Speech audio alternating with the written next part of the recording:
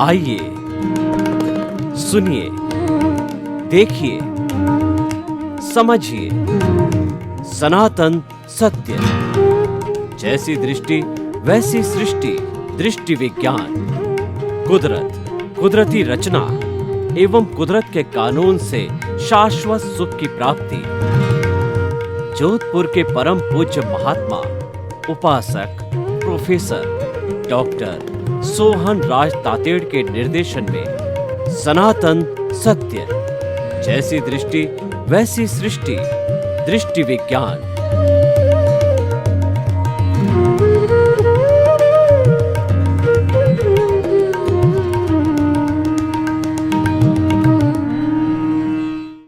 भाई और बहनों, मातृशक्ति को नमन। आज हमारा बहुत सुंदर व्यवहार जगत का विषय है कि पति पत्नी का दिव्य व्यवहार। पति पत्नी ग्रस्त जीवन के दो पहिए होते हैं और कोई भी वाहन होता है दो पहिए बिना नहीं चलता है। अगर एक पहिया किसी भी गाड़ी का खराब हो जाए तो वो गाड़ी चल नहीं सकती है। आप देखिए कि आपने शिव भगवान का फोटो देखा होगा तो उसके अंदर आधे अंग के अंदर जो है शिव जी है और आधे अंग के अंदर पार्वती है।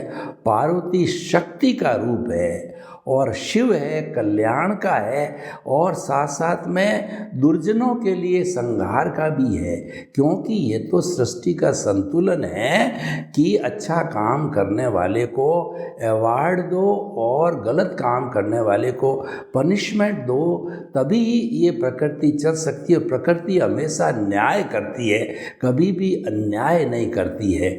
तो जब हमारे कहने का अर्थ है ग्रस्त जीवन के अंदर पुरुष है वो पत्नी बिना अधूरा है और पत्नी पति के बिना अधूरी है। दोनों जो है आवश्यक होता है। आज दुनिया के अंदर देखिए कि क्या जोड़े के बिना कोई काम हो सकता है? क्या जोड़े के बिना एक दूसरे का अस्तित्व भी नहीं है। हम कहते हैं कि रात है, इसका मतलब दिन होता, उस रेफरेंस में रात करते। हमने देखा हुआ है दिन को।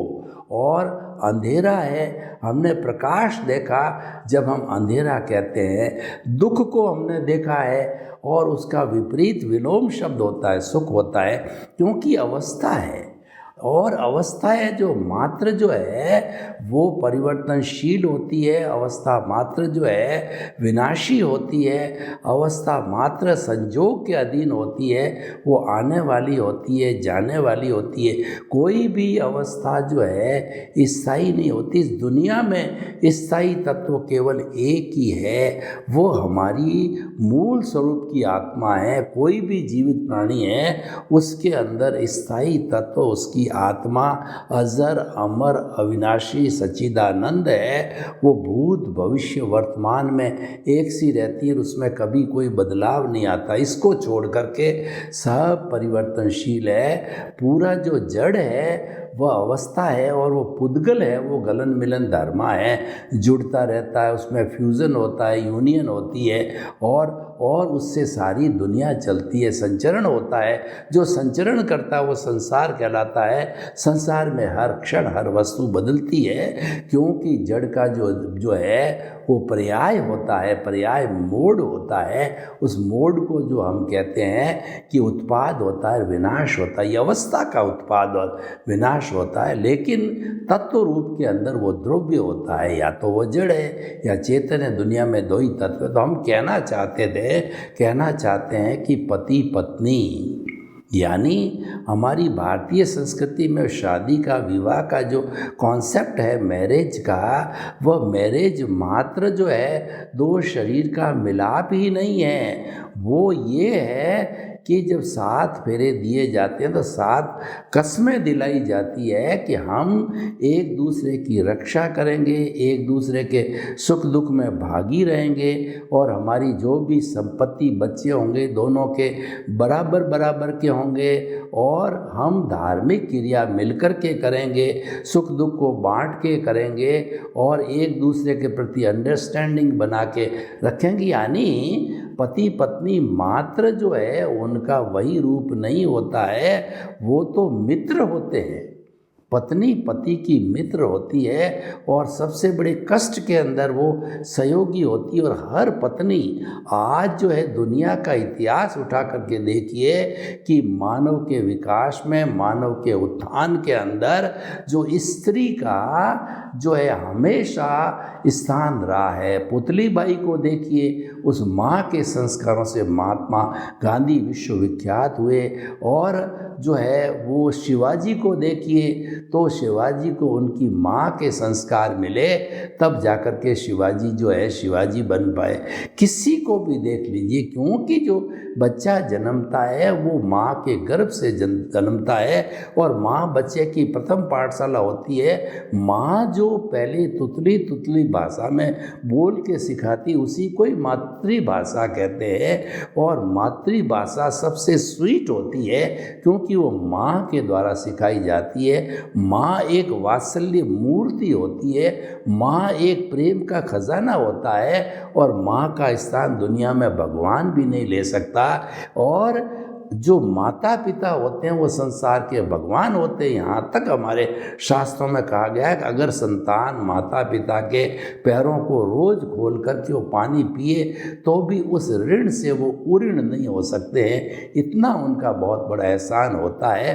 अब वो एहसान समझे या न समझे, वो उनके समझ में कब आती है कि उनकी खुद की संतान उनके साथ वैसा ही व्यवहार करती है। और ये प्रकृति का नियम है, मनुस्मृति का नियम है कि जो कोई भी संतान अपने माता पिता को चित समाधि नहीं दे सकता, उसकी संतान भी उसको कभी भी चित समाधि नहीं दे सकती है। ये तो प्रकृति का नियम है, लॉ ऑफ द नेचर है। तो हम पति पत्नी की बात कर रहे थे कि इनके बीच का व्यवहार है वो दिव्य होना चाहिए।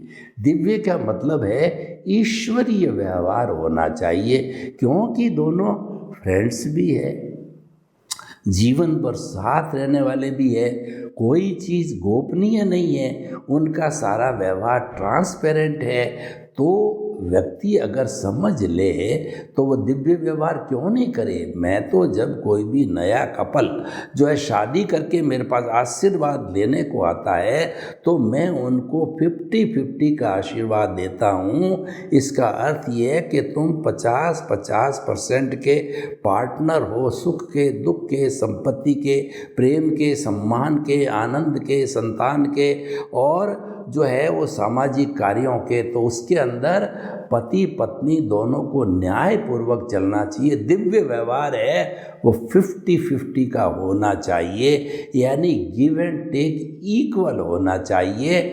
और जो है वह दोनों बराबर बराबर काम करे, दोनों का उत्तरदायित्व तो बराबर होना चाहिए। दोनों के अधिकार बराबर है तो उत्तरदायित्व तो भी बराबर होना चाहिए। और जब ये होता है तो वो घर स्वर्ग बनता है। और पति पत्नी जैसा करते हैं वैसा देख करके उसकी कॉपी करके बच्चे संस्कार लेते हैं। जिनके माता पिता का व्यवहार दिव्य होता है उन बच्चों को ऑटोमेटिकली दिव्य संस्कार मिलते हैं। वो कभी भी जीवन के अंदर गलत लाइन में नहीं जा सकते हैं, क्योंकि बच्चों में कॉपिंग पावर होती है, वो माता पिता से ही लेते हैं। तो हम ये आपको कहना चाहते हैं कि आज का सिनेरियो थोड़ा देखें तो आज क्या हो रहा है कि लोग इस कॉन्सेप्ट को नहीं समझ रहे हैं। हमारी वेस्टर्न सिविलाइजेशन अपने हिसाब से चलती है, हमें उस सिविलाइजेशन से कोई लेना देना नहीं है।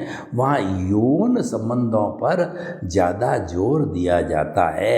वहाँ पर तो जो है चॉइस के अनुसार मैरिज कर दी, चॉइस के अनुसार डाइवोर्स ले लिया। और उनके तो बच्चे हैं, वो कहना चाहिए सरकारी जो बच्चों का पालन पोषण के घर होते हैं उन होम्स के अंदर वो पलते हैं। और उसके अंदर कोई माँ का नाम भी हो जाता है, बाप का नाम भी हो जाता है। वहाँ इस चीज़ को इतना कहना चाहिए कि डेलिकेटली और इतना जो सीरियसली नहीं लिया जाता। और हमारे यहाँ तो क्या है कि जन्म तो माँ देती है, लेकिन बच्चे के पीछे जो नाम लगता है सन ऑफ, जैसे मेरा नाम सोहन राज है, सन ऑफ लेट श्री मुल्तानमल जी तातेड़ है, मेरे फादर का नाम लगा हर एक का लगता है, जबकि जन्म मेरे को माँ ने दिया। ये संस्कृति की उच्चता है। ये माँ का अपने यानी पत्नी का अपने पति के प्रति समर्पण है। घर का सारा काम जो है वह पत्नी करती है, लेकिन उसको खुशी किस में होती है? जब पिता का नाम आगे आता है कि सोहन राज जी के घर के अंदर इतनी आपस में कोऑर्डिनेशन, प्रेम, संपत्ति है, तो वो संपत्ति करती कौन है? वो करती स्त्री है, वो करती माँ है, वो करती पत्नी है, लेकिन क्रेडिट है वो पति को जाती रहे। उसके अंदर उसकी पत्नी को कभी भी कष्ट नहीं होता है। वह तो बहुत खुश होती है कि मेरी पति की वाहवाही हो रही है, मेरे बच्चे की वाहवाही हो रही, क्योंकि वो तो समर्पण की मूर्ति है। वह तो पेड़ पौधों की तरह है कि वो पेड़ पौधे क्या करते हैं कि जो है वो कहते हैं कि जो पेड़ पौधे हैं कभी भी अपना जो दिया हुआ जो फ्रूट नहीं खाते, और कोई भी नदी नाले हैं वो अपना पानी नहीं पी सरवर पानी नहीं पीते हैं। वो तो लोगों के लिए है, वो तो परित सरिस धर्म नहीं भाई पर चलने वाले हैं। उनका सारा कार्य है लोक कल्याण के लिए है। और जो पत्नी है वो तो पूरा 100% समर्पित होकर ही चलती है। तो इसीलिए भाई और बहनों, उसमें उसकी खुशी होती है, क्योंकि वह जो है क्षमा की मूर्ति होती है। और पत्नी जो है वो 3 देवियों त्रिदेवी का एक समन्वय होती है कि कोई भी स्त्री होती है वह जो है लक्ष्मी का रूप होती है। जब घर के अंदर आती है तो वह भौतिक रूप से लक्ष्मी देती है, और आध्यात्मिक रूप से वो धार्मिक कार्यों में संलग्न होती है और परिवार को संलग्न करती है। और वह पढ़ी लिखी है तो सरस्वती के रूप में अपने बच्चों को अच्छे संस्कार देती है। पति को भी जो है कष्ट के समय जो है वो अच्छी राय देती है, हिम्मत बनाती है, ढाढ़स बनाती है, उसको कभी टूटने नहीं देती है। और दुर्गा के रूप में जब कभी भी घर पे आफत आ जाती है, पति गुजर जाता है, बच्चे छोटे होते हैं, तो वह दुर्गा का रूप बन करके माँ और बाप दोनों का रोल अदा करती है। ऐसा स्त्रियों के अंदर देखा गया। स्त्री कोमल भी है और स्त्री दुर्गा भी है, क्योंकि वह जब कोमलता की आती तो अति कोमलता के अंदर चली जाती है। वात्सल्य के अंदर माँ का समान का जो है प्रेम दुनिया में कोई नहीं दे सकता। तो भाई और बहनों, जो आपका आज का जो सिनेरियो की हम बात कर रहे थे वो अच्छा नहीं है। वो थोड़ा जो है हमें कष्ट देने वाला, हमारी संस्कृति के विरुद्ध जा रहा है। आजकल क्या है कि जो युवा लड़के लड़कियां हैं वो पहले बराबर नेचर का परीक्षण नहीं करते और ऊपरी चमड़ी से प्रभावित होकर के लव मैरिज करते हैं। और जो है टुगेदर लिविंग का जो अभी कोर्ट ने दे दिया है उसके आधार पर रहते हैं, और वो जल्दबाजी के अंदर निर्णय करके और वो दंपति बन जाते हैं, वो शादी कर देते हैं। लेकिन कुछ ही समय के अंदर देखा गया है कि डाइवोर्स की स्थिति आ जाती है। तो अब आप दूसरा देखिए कि बड़े बड़े करोड़पति लोग हैं, अच्छे अच्छे घरों वाले हैं, वेल टू डू हैं, उनके माता पिता के अरमान होते हैं, वो अच्छा लड़का ढूंढते हैं, वो अच्छे करोड़पति घर का ढूंढते हैं, शादी के अंदर ठाट बाट करोड़ों काफ़ी लोगों को बुला करके और बड़े ऐश आराम के साथ में शादी करते हैं। लेकिन पता नहीं क्या होता है कि थोड़े समय के बाद जो है मालूम पड़ता है कि दोनों में मन मुटाव हो गया और लड़की अपने मायके आकर के बैठ गई। अब वो अपने ससुराल नहीं जा रही है, वहाँ प्रॉब्लम बहुत हो गई है। और उसके अलावा भी आजकल एक दहेज की कुप्रथा है। तो ये एक बिजनेस भी बन गया है कि जो लड़की के ससुराल वाले हैं उसे डिमांड करते हैं कि तेरे माता पिता तो पैसे वाले हैं, तो हर समय पैसा, धन दौलत, ज्वेलरी ये लाया कर, उस पर दबाव डालते हैं। और जब उसका पिता पत्नी जो है वो लड़की का जो है पिता नहीं दे पाता है, उसको अपोज करता है, तो लड़की को मारा पीटा और जलाया तक भी जाता है। बहुओं को बहुत जलाया जा रहा है। और हमारे यहाँ तो आज समाज के अंदर जो पत्नी बनने वाली है उसकी बेचारी की भ्रूण हत्या ही लिंग परीक्षण करके, और मादा को इसमें स्त्री का सबसे बड़ा रोल है कि वही भ्रूण हत्या करवाती, क्योंकि स्त्री के कोख में ही बच्चा जन्मता है। जब लिंग परीक्षण होता है मालूम हो जाता है तो लड़की है, इसको दहेज देना पड़ेगा और ये ससुराल चली जाएगी, हमको क्या फ़ायदा होगा। लड़का होगा तो घर रहेगा, वो हमारी सेवा करेगा, कमा के देगा। चाहे ज़्यादातर कमा के देते हैं, नहीं देते हैं ये बात अलग है, उसको मारते हैं पीटते हैं। और दूसरे रूप में देखें तो वो लड़की माता पिता के प्रति बहुत, हर लड़की संवेदनशील होती है, समय समय पर आती है और उनकी देख रेख करती है, और जो है उनके स्वास्थ्य का ध्यान रखती। हर तरीके से लड़की जो है अपने माता पिता को चित समाधि पहुंचाती है। तो भाइयों और बहनों, हम आपको क्या कहना चाहते हैं कि हमारी संस्कृति के अनुरूप दिव्य व्यवहार होना चाहिए। और आज जो विघटन आ रहा है, जो समाज के अंदर आज बुराई आ रही, इसको रोका जाना चाहिए। उसके कारणों का हमें पता लगाना चाहिए। एक सबसे बड़ी बात है कि पुराने समय के अंदर माता पिता जो अपनी बच्ची के लिए वर का जो चयन करते थे, वो कई एंगल से देखते थे कि ये लड़का लड़की खानदानी है या नहीं, उसके जो है दादा दादी नाना नानी किस नेचर के हैं, ये लड़की लूज टेम्परामेंट की तो नहीं है, ये लड़की चरित्रहीन तो नहीं है, लड़का चरित्रहीन तो नहीं है, व्यसनी तो नहीं है। इन सब बातों का वो गहराई से अध्ययन करके और फिर वो हाँ करते थे। लेकिन आजकल 100% लड़का लड़की की सहमति और उनके यश के बिना नहीं होता है, और वो जो निर्णय लेते हैं बहुत भावुकता की स्थिति में निर्णय ले लेते हैं, गोरी चमड़ी को देख करके निर्णय ले लेते हैं, और साथ में रहे हुए हैं, वो टुगेदर लिविंग के है, कोई भी परिस्थिति जल्दबाजी की है उसमें निर्णय लेकर के माता पिता को कहते हैं कि मैं तो इसे लव करती हूँ, मेरा इसी से शादी करनी है,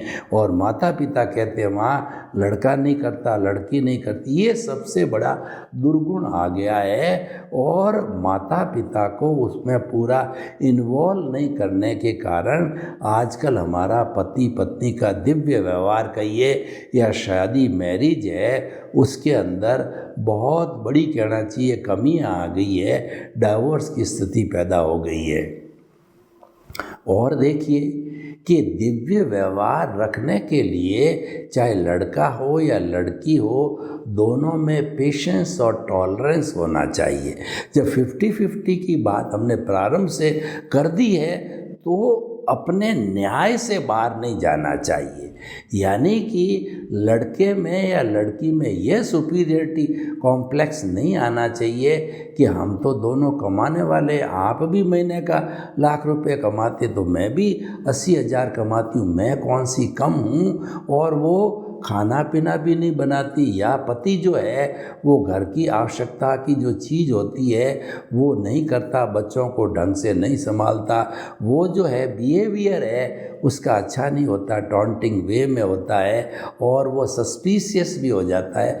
ये चीज़ें सब बिखराव करने वाली है, इन चीज़ों को स्थान नहीं देना चाहिए। और ब्रह्मचर्य की दृष्टि से हम देखें तो पति पत्नी को ये चिंतन, क्योंकि वो लोग गृहस्थ के अंदर आ गए, तो गृहस्थ के अंदर जो ब्रह्मचर्य की परिभाषा क्या है, स्वदार संतोष, यानी एक स्त्री या एक पुरुष को छोड़ करके समस्त विश्व की स्त्रियां या पुरुष जो है मेरे भाई है या बहन है, और पूरे समाज की स्त्रियां अगर वो छोटी है तो बेटी समान है, और बड़ी है तो मेरे बराबर की है तो बहन समान है।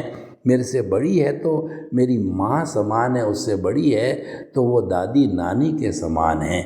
ऐसी भावना होनी चाहिए।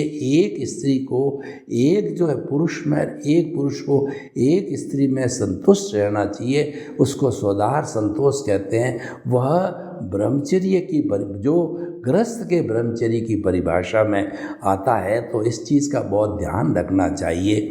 तो कुल मिला के हम ये कहना चाहते हैं कि पति पत्नी का दिव्य व्यवहार अच्छा कब होगा कि जो पहला साल होता है वह साल एडजस्टमेंट का साल होता है। पहले साल के अंदर एक दूसरे के हैबिट को क्योंकि कोई भी देखिए परफेक्ट नहीं है, भगवान कोई नहीं है, हर इंसान टू एयर इज़ ह्यूमन। व्यक्ति गलती का पुतला है और दोनों पक्ष में से किसी को कोई थोड़ा बहुत गुस्सा भी आ जाता है और कोई बहुत जो ज़्यादा इंटरफेरेंस भी नहीं करना चाहता है। सारे गुण होते हैं, एक एक दो दो अवगुण हर एक में होते हैं, तो एक तो अवगुणों को एडजस्ट करना पड़ेगा।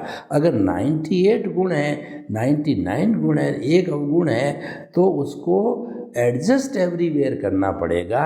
उसमें टकराव टालिए की स्थिति लानी पड़ेगी। उसके अंदर दोष नहीं देखना, क्योंकि दोष तो अपने आप में बहुत भरे पड़े हैं। तो इसीलिए जो है वो एडजस्टमेंट्स कैसे करना, हमको मालूम पड़ गया कि हमारी पत्नी लूज टेम्परामेंट की है। तो जब उसके लूज टेम्परामेंट है तो आप चुप हो जाओ। जब आप चुप रहोगे तो वो ऑटोमेटिकली चुप हो जाएगी, धीरे धीरे वो एडजस्ट हो जाएगी। और पत्नी को ये मालूम है कि अगर मेरा पति टाइम का पंक्चुअल है तो उससे जुड़ी हुई सारी चीज़ें, चाहे ब्रेकफास्ट हो, चाहे भोजन हो, चाहे और कोई काम हो जो कि उसके व्यवसाय से जुड़ा हुआ है, तो वो टाइम पे करना चाहिए ताकि वह टाइम मैनेजमेंट को सही कर दे। क्योंकि उसकी हैबिट है अच्छा टाइम पंक्चुअल करने से, गुड हैबिट, तो उस गुड हैबिट को हमें एडजस्ट करना चाहिए। तो इसीलिए हमें पति पत्नी को अपने जीवन में टकराव को कहीं स्थान नहीं देना चाहिए और पहले साल में बड़े सुंदर एक्सपेरिमेंट करने चाहिए। ऐसा नहीं होना चाहिए कि हमने जो है वो गृहस्थ के अंदर प्रवेश किया तो हमने शब्दों के बाण चलाने चालू कर दिया। एक बोलता है, सामने वाला 2 बोलता है, फिर वो सामने वाली 4 बोल देती है, तो फिर क्या है कि वो नेले पे दैला टकराव की स्थिति हो जाती है और वो धीरे धीरे बढ़ते बढ़ते रही मन धागा प्रेम कार मत तोड़ो चिटकाए, टूटे फिर ना मिले और मिले गांठ पड़ जाए। ये धीरे धीरे गांठें पड़ती है। ये गांठ को सुलझाना बहुत मुश्किल हो जाता है। मैं आपको बताता हूँ, आपने गन्ना देखा होगा, गन्ने का रस पिया होगा, तो गन्ने के जहाँ गांठ होती है उसमें रस नहीं होता है, शेष जगह से रस निकलता है। तो गांठ में कभी भी रस नहीं होता है, वो गांठ होती है विमुखता की गांठ होती है, प्रेम को तोड़ने वाली गांठ है।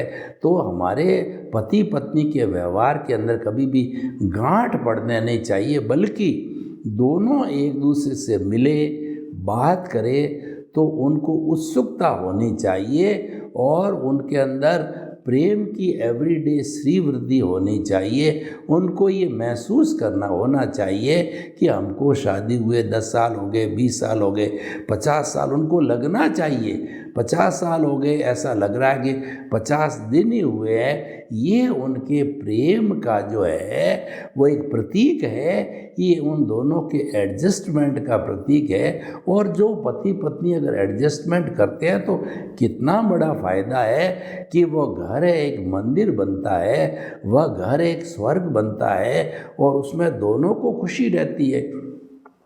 क्योंकि भारतीय संस्कृति में पति पत्नी बन गए, इसका मतलब 7 जन्मों का रिलेशन जोड़ दिया। जब जुड़ गया है उसको निभाओ, और निभाने से देखिए कि जीवन में किसी भी व्यक्ति को 7 तरह के जो सुख होते हैं वो 7 किसी को भी नहीं मिलते। दुनिया में ऐसा कोई व्यक्ति नहीं है जिसको 7वां ही सुख हो। 6 मिल सकते हैं, 5 मिल सकते हैं, कम बेशी मिल सकते हैं। तो बाकी का तो संतोष करो।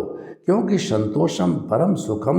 आप पत्नी में और पति के अंदर जो है दोष मत निकालो, निज दोष दर्शन करो कि मेरे के अंदर मेरे कितने खुद के दोष है, मेरे पति के दोषों को क्यों देखूं, बल्कि उसकी अच्छाई को देखना चाहिए। हमेशा पति को इस एंगल से देखना चाहिए कि मेरी पत्नी कितना अच्छा खाना बनाती, उसके पास में कितनी अच्छी आर्ट है, चाहे म्यूज़िक की है, चाहे डांस की है, चाहे वक्तत्व कला है, तो उस पर नाज होना चाहिए। और ये नाज जो पत्नी को अपनी पति पर होना चाहिए कि कितना बड़ा व्यक्तित्व, कितनी बड़ी पर्सनैलिटी है वो मेरा पति है, जिसको कि आज जग विख्यात है, तो उसमें उसको खुशी होनी चाहिए। तो हम ये कहना चाहते हैं पति पत्नी का व्यवहार दिव्य होने से प्रसन्नता होती है। सर्वे भवन्तु सुखिनः सर्वे सन्तु निरामया। लोक के सब जीवों को सुख मिले, शांति मिले, आनंद मिले, प्रेम मिले, सौहार्द मिले और सब मुक्ति की ओर प्रस्थान हो। आपके प्रति मंगल भावना।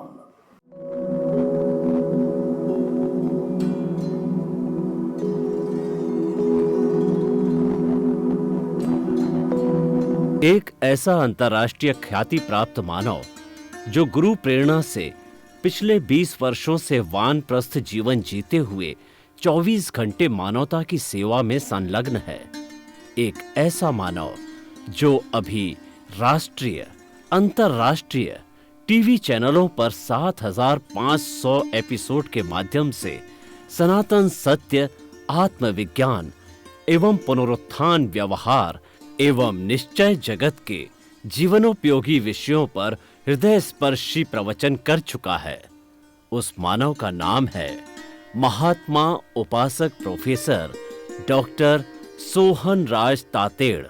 प्रोफेसर तातेड़ द्वारा योग, दर्शन, शिक्षा विषयों पर रचित पीएचडी स्तर के 250 शोध ग्रंथ भारत के 100 प्रतिष्ठित विश्वविद्यालयों में शोधार्थी पढ़ रहे हैं तथा वे सभी शोध ग्रंथ वहां की सेंट्रल लाइब्रेरियों में उपलब्ध हैं। महात्मा सोहन राज ने अभी तक हजारों स्कूलों, कॉलेजों, विश्वविद्यालयों एवं संस्थाओं में सेमिनार, वर्कशॉप, कैंप लगाकर लाखों विद्यार्थियों को योग, दर्शन, शिक्षा का प्रशिक्षण देकर उन्हें सुसंस्कारित किया। डॉक्टर तातेड़ ने भारतीय संस्कृति उत्थान के 4000 से अधिक समसामयिक विषयों पर आर्टिकल लिखकर ऑनलाइन जर्नल, पत्रिकाओं, वेबसाइट्स पर प्रकाशित किया, जिसका उपयोग लाखों पाठक कर रहे हैं। उपासक तातेड़ के 5000 से अधिक आज का सुविचार, आज का शुभ संदेश, आज का मंगल भावना योग आदि चिंतन websites, Twitter, blogger, Facebook, YouTube माध्यमों से लाखों लोग अपना जीवन निर्माण कर रहे हैं। मानवता के मसीहा ऐसे महामानव महात्मा सोहन राज तातेड़ के प्रोफाइल को अभी तक विश्व के 20 लाख दर्शक यूट्यूब पर, 12 लाख गूगल पर एवं लाखों दर्शक फेसबुक, ब्लॉगर, ट्विटर और इंस्टाग्राम पर देख चुके हैं।